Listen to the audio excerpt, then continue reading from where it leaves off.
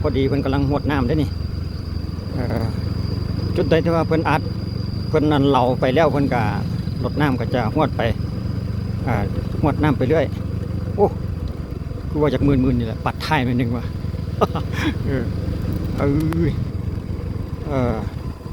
เส้นทางเรียบกับคลองน้ำเลยพี่น้องเอ้ยมาได้หลายเติบแล้วเด้นี่นะกว้างสมควรอยู่ได้นี่ประมาณ7 เมตรได้6-7 เมตรคนแหละทางเป็น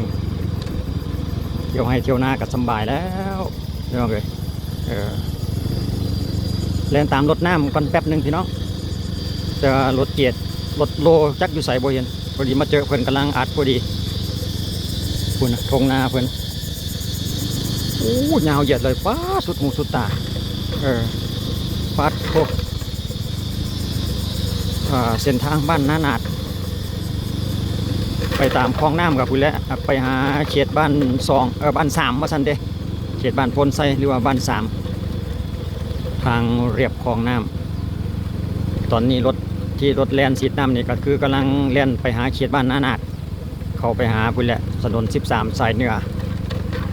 อยู่ในขอบเขตเมืองนาไซทองสำหรับจุดนี้นี่รถเกียรเพิ่นเราไม่แล้วก็รถโลอัดไปแล้วก็ให้รถน้ำแล่นหวดตามหลังประมาณนี้เขตนี่พี่น้องเลยโทฟาร์มไก่เลยพี่น้องหลังคาสีแดงมีหนองน้ำโทเขตนี่ฟาร์มหมูก็มีฟาร์มไก่ก็มีหลังคาสีแดงนี่นะโท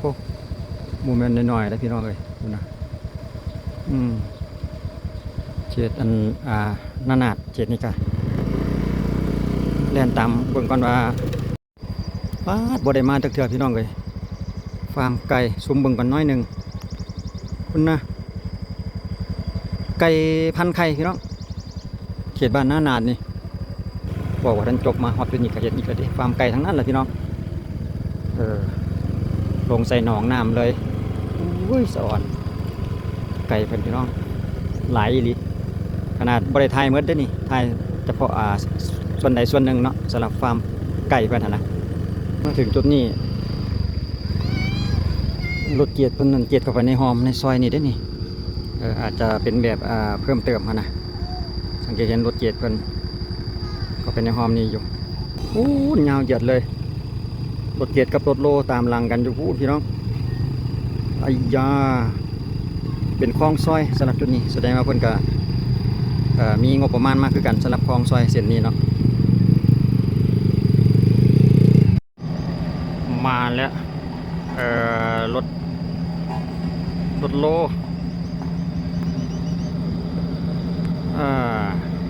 เพราะทางมันแคบมันน้อยต้องได้ออกมาไว้อยู่จุดนี้แหละพี่น้องต้องได้มากลับอยู่จุด3 แยกเป็นคลองน้ำไปเข้าไปไม่อยู่ในหอมทางซอยคลองซอยจุดนี้ก็เป็นฟาร์มไก่อีกคือกันพี่น้องฟาร์มไก่แต่ละฟาร์มนี่เพิ่นจะต้องอยู่น้ำหนองน้ำเนาะฟาร์มใดก็คือกันลักษณะของเพิ่นต้องมีสระน้ำเพื่อบ่ให้มันมีกินเหม็นมั้งลงใส่ปลาก็ให้ลงใส่น้ำก็ให้ปลากินเป็นคลองซอยเข้าไปอีกยาวเหยียดเลยจุดนั้นตามแผนการแล้วพี่น้องจุดใดตัวเพิ่นมีงบประมาณนี่ไอ้เปล่าเล่บริการเกี่ยวกับน้ำชุ่มชื้นพักลายบ่ได้เปิดโอกาสให้รถแซงเลยเปิดน้ำตลอดเอารถใหญ่นี่ล้างรถให้ผู้ดีเพิ่นล้างรถให้เอารถจักรก็อาบน้ำไปรถเพิ่นชะลอให้อยู่เนาะเด้เพิ่นก็ชะลอให้อยู่เวลารถในช่วงที่ว่าซิงแซงก็ได้ไปต่อบริการความชุ่มฉ่ำเดี๋ยวเขาจะเรียนร่วมๆอีกทีนึงเพื่อบ่ให้ทุกท่านได้งงเนี่ยเขาจะเริ่มเรียนจากเส้นทางที่ว่าแยกบ้านนานาดแยกที่ว่าแยกออกจากเส้นทางใหญ่เนาะเส้นทางหลัก13สายเหนือหั่นน่ะ อีกทีหนึ่งก่อนแล้วก็แล่นเขากลับคืนมาทางเส้นนี้แหละว่าจะแล่นไปฮอดจุดใดนะเป็นเส้นทาง 13 สายเหนือพี่น้องเขตเมืองนาไซทองจุดนี้ก็เป็นจุดที่ว่าอยู่กับเขตบ้านพลคำคิดว่าน่าจะเป็นจุดบ้านเพื่อนพลคำพี่น้องของเขตเมืองนาไซทองจะมีคลองน้ำพี่น้องเอ้ยเดี๋ยวเขาจะติดตามเบิ่งแล่นไปตามเรียบคลองน้ำแบบนี้นะพี่น้องเอ้ยเขตบ้านนานาดเนาะเมืองนาไซทองเขานี่เองปรากฏว่าพอตะเลียนเข้ามานี่ก็เห็นเป็นแล้วทางแท้ได้ดิห้อยรถเกียรเพิ่นกำลังเหลาเพิ่นตุ่มเพิ่นเหลาทางนะเนาะลักษณะว่ามีรถเกียรแล้วก็ห้อยอัดมีห้อยรถโลอัดไปเด้เนาะสำหรับจุดเริ่มต้นเดี๋ยวเขาจะเล่นติดตามไปพาทุกท่านไปเบิ่งว่าเพิ่นมีแผนการที่จะราดยางแท้บ่สำหรับจุดนี้เนาะก็เป็นทางเรียบตามคลองน้ำไปโอ้ยาวสุดสายตาเลยตามข้อมูลที่ได้มาพี่น้องเอ๋ยเพิ่นบอกว่าระยะทางนี่ก็อยู่ประมาณ10 กว่าลักพุ่นแหละ10 กว่ากิโลแล้วก็อยู่ในเขตบ้านนานาดนี่ก็ไปจนสุดจนฮอดคลองน้ำอยู่เขตบ้าน3เพิ่นว่าเด้บ้าน3หรือว่าเขตบ้านโพนไซหั่นนะบ้านโพนไซหรือบ้าน3บ้าน2บ้าน3บ้าน3เพิ่นว่าปานนั้นเนาะก็บ่แน่ใจว่าจิแม่นคือจังเพิ่นว่าบ่เดี๋ยวข้าพเจ้าจะเรียนไปตามคลองน้ำเส้นทางเรียบคลองน้ำนี่แหละที่ว่าเพิ่นมีโครงการเขาในนาพี่น้องเอ้ยกำลังงามเกี่ยวเลยเขาหน้าวานเพิ่นจุดนี้เขาก็สังเกตเห็นแล้วเพิ่นก็กำลังมีหินมีนั่นไปแดเนาะโรยหินไปแดแล้วก็อัดไปแดแล้วเดี๋ยวเขาจะเล่นไปเรื่อยๆว่าเขากำลังเล่นเขามาจุดเริ่มต้นอยู่ที่ถนน13 สายเหนือเป็นข่าวดีอีกข่าวหนึ่งสำหรับพ่อแม่ประชาชนที่ว่าบ้านไกลเงินเชียงหรือว่าเที่ยวให้เที่ยวนาอยู่ถนนหนทางเขตนี้เนาะแล้วก็ฟาร์มหลายๆฟาร์มอยู่ในขอบเขตบ้านนานาดก็เลยมาพาทุกท่านไปเบิ่งว่าแม่นแท้หรือจังไดบ่ขนาดอีกจังนึงหน้าเพิ่นคือว่าเป็นหนองเลยเนาะจุดนี้คลองน้ำเพิ่นก็สูงเติบได้ละพี่น้องเลยเบิ่งกันประชาชนไหมต่ำๆเอา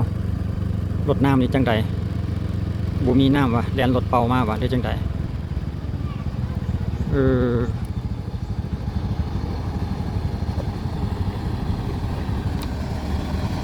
น้ำมืดเอาน้ำมาโอ้เพิ่นว่าน้ำมืดว่าซั่นเด้เอาน้ำเดี๋ยวนำไปเบิ่งรถน้ำเพิ่นก่อนพี่น้องแป๊บนึงเพิ่นจะไปเอาจุดไหนเนาะนี่เนาะเบิ่งเป็ดคนก่อนแป๊บนึงพี่น้องบ่แม่นมีแต่ฟาร์มไก่ฟาร์มเป็ดไข่ก็มีนี่อันนี้แม่นเป็ดเป็ดก้าพันนะเป็ดพันไข่โอ้ยาวเลยบอกเลยลายเต็มเลยนี่ว่าเอานี่ว่าน้ำนะอันคลองน้ำเพิ่นนี่จะเป็นคลองแบบอันนั้นบ่เหรอแต่ว่าบ่แม่นคลองอันมาเฮ็ดนาแซงที่แม่นบ่แม่นว่ะอันเดียวกันนี่บ่แต่ว่าช่วงนี้เพิ่นนาแซงเพิ่นก็สำเร็จไปแล้วเนาะเพิ่นก็เลยบ่ได้ปล่อยก็เลยสังเกตเห็นมันบ่หลายหั่นนะน้ำนี่มาแต่พุ่นว่าอ่างน้ำหุมซะวะมาแต่อ่างน้ำหุมเพิ่นปล่อยมาแต่อ่างพี่น้องอ่างเก็บน้ำอยู่เขตอ่างน้ำหุมโอ้เอาลงแบบนั้นเลยวะติดจักเอาบ่บาดนี้ว้ายโอ้ยเขาได้อยู่คนละฝากคลองน้ำไปแล้วบ่เห็นเพิ่นถึงบาเดียวโอ้ง่ายมากปล่อยหัวกะโหลกลงมาหาน้ำแล้วก็ดึงติดอยู่พุ่นเลยรถน้ำของไอ้บาวเล่บริการเกี่ยวกับความชุ่มชื้นเดี๋ยวให้เพิ่นเบิ่งเพิ่นเอาน้ำก่อนแต่จะมาจังไปเบิ่งเวลาเพิ่นไล่สีดอีกพอได้ถามข้อมูลเพิ่นว่าจากไปฮอดใส่เนี่ยประมาณนั้นนะแต่ว่าถามมาคร่าวๆแล้วได้ยินเพิ่นว่าอยู่เขตบ้านพุ่นและบ้าน3ว่าซั่นเด้สำหรับโครงการพอดีจุดนี้ก็ของการบ้านอันนั้นได้พี่น้องอยู่พูนไก่ฝากไปทางนึงของการบ้านนานาดจะเป็นเดินโรงเรียนประมาณนั้นแหละจุดนี้เพื่อบอกให้ทุกท่านที่ว่าหูเส้นทางนี้จะได้บริงงนะ เพราะว่า10 กว่าปีแล้วเด้ข้าพเจ้าก็บ่ได้มาถนนเส้นนี้มาเดี๋ยวนี้โอ้ดีกว่าแต่เก่าหลายพี่น้องเอ้ยก็มีการปรับปรุงแล้วผ่านมาโดนปันได้แต่ละเทื่อนี่ประมาณจักชั่วโมงติดมานะ40 นาทีเออเออน้ำมันอยู่ลึกเนาะน้ำมันอยู่ลึกเด้น้ำอยู่ตื้นก็สิเตรียมไว้เนาะสำนีก็ประมาณ40 นาทีเต็มว่าซั่นเด้ไม่พูดแล้วพูดถึงภาพตัวเรามาแล้วโอ้ต้นไม้ปวดเลยมองน้อยๆนี่ก่อนพวกกลับไปมันเปียกไปบนไปถ่ายโอ้เรียนตามหลังกันมาเลยพี่น้องไอ้กับน้องเป็นรถโลรถเกตนี่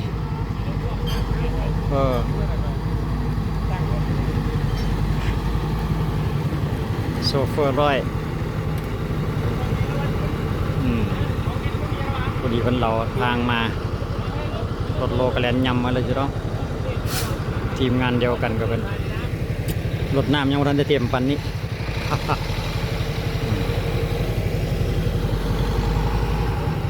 โอ้รถเกียดเป็นรถนี้ขาดหมดชุบเอาเบิ้งก่อนจะไปใส่ก็วัน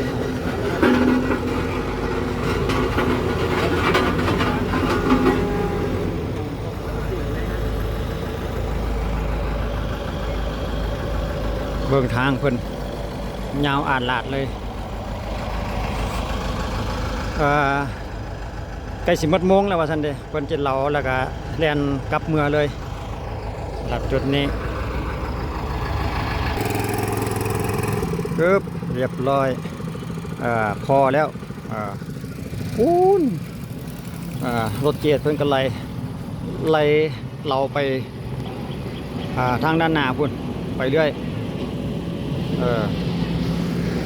เอารถโลบัดลงไปในห้อม1,000 บาทนี่โอ้มีหลายทีมเอาไปโลเติมอยู่ในเขตห้อมบ้านมาสันเด็กเรียนไปทั้งพูดแล้วรถโลเพิ่นอยู่ในบริเวณเขตบ้านหน้านี่แหละพี่น้องสำหรับทีมงานเพิ่นโอ้รถซิ่งเพิ่นโคกขักเลยตามการสอบถามทางหัวหน้าคุมงานเมื่อกี้นี่เพิ่นว่าปีนี้มันก็อาจจะบ่ทันว่าซั่นเด้อพี่น้องเอ้ยบางเทื่อก็อาจจะเป็นเหลาแล้วก็อัดไว้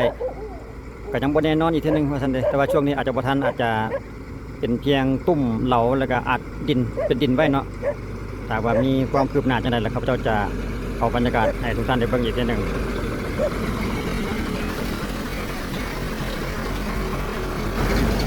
บ่าวเล่ไปฮอบนี่ฮอบสุดท้ายแล้วว่าซั่นเด้เชิบฉีดน้ำวันนี้ความชุ่มชื้นทีมงานคุณภาพโอ้รถจักรนี่ต้องได้เลี้ยงตามหลังและแซงไว้เลยต้องขอจังหวะแซงจังที่แซงได้กับสันเปียกเพราะว่าผลหวดน้ำเนี่ยเต็มหน้าทางพอดีเป๊ะเลยเอาประมาณนั้นแหละพี่น้องเอ้ยเดี๋ยวเขาจะพาทุกท่านแลนไปอีกจุดที่ว่าเพื่อนนั้นสีดมาแล้วฮะเนาะว่าเส้นทางนี่ยาวไกลฮอดจุดใดประมาณ10 ปลายลักไปได้พี่น้องเอ้ยรวมๆระยะทางที่ว่าเพื่อนอัดหน้าทางจากกันเหลาทางตุ่มทางไว้แบบนี้นะอีกทีหนึ่งว่าจะฮอดจุดใดกันแท้นะนะพี่น้องเอ้ยเบิ่งเส้นทางเพิ่นไหมสุดหูสุดตาเลยสื่อจุดเลยว่าเส้นทางเส้นนี้นะส่วนมาถึงจุดนี้เขากำลังจะแล่นกลับคืนเนาะจากบ้านนาเขาไปหาเขตบ้านเบื้องคำ7 บ้าน1 บ้าน 2 เบื้องคำนะแล่นย่อนขึ้นมาอีกทีหนึ่งสรุปแล้วก็ยังบ่แน่ใจว่าคนจะได้มาราดยางโรยหินอีกในเดือนใดตามการสอบถามเพื่อนยังบ่แน่นอนยังตอบบ่ทันได้ว่าทันเดบ่ทันปีนี้บางทีเป็นปีหน้า แบบว่าเบื้องต้นนี้ได้อัดไปสักก่อนโอ้มีตัวเรา3 เก้าหน้าบ้านเราโอ้งามเว้ยอัดไว้ให้มันเรียบมันเนียนให้มันไปง่ายมาง่ายก่อนก็ยังดีกว่าปล่อยให้มันเป็นขุมคืออย่างประมาณ10 ปีที่แล้วนั่นแหละมันในปัจจุบันถึงจะเป็นบ่เป็นทางอย่างแต่ว่าเป็นทางแดงที่ว่าเป็นอัดหินไปน้ำแดงแบบนี้นะมันก็ อ่าลดฉีดฝุ่นได้ระดับหนึ่งอยู่นะมันบ่เพื่อนผมมีคุมมันเรียบมันเรียนอยู่ประมาณนั้นโอ้หอยเชอรี่พี่น้องเป็นเป่านี่นะป๊อดโถคือว่ามันเป่าอันจริงๆว่ามันเป่าหอยเพิ่นเอาหอยขึ้นจากน้ำมาเพิ่นบ่ได้เอาลงไปใส่ฝุ่นเฮ็ดเป็นฝุ่นใส่น้ำบ่วะมีแต่หอยล้วนๆเริ่มกิน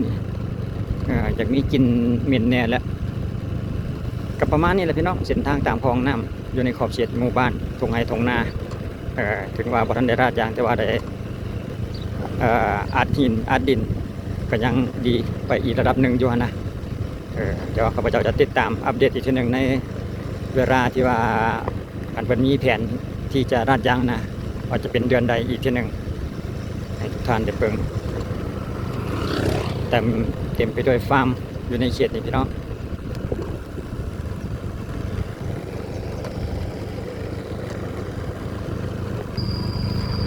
ก็จะมีเพียงสำเนียงแหละพี่น้องเลยแดนมาถึงจุดนี้แล้วก็ยาวทั้งแถบเลยต่อไปก็จะเป็นเขตบ้านเขตเบิร์นข้ามละบ้าน1บ้าน2บ้าน3ตามแผนการเพิ่นจะฮอดเขตบ้าน3ว่าซั่นเด้ที่ว่าเพิ่นจะอัดทางแบบนี้นี่เนาะตามคลองน้ำประมาณนั้นก็ผมบ่เข้าใจทุกท่านในการติดตามได้รับชมพี่น้องเอ้ยเอาข่าวเล็กๆน้อยๆมาเราสู่กันฟังสำหรับการ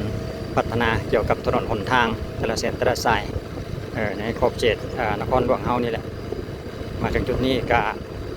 เป็นทางคลองน้ำใกล้จะฮอดเขตบ้าน3แล้วเนาะบ้านพลไซอีกทีหนึ่ง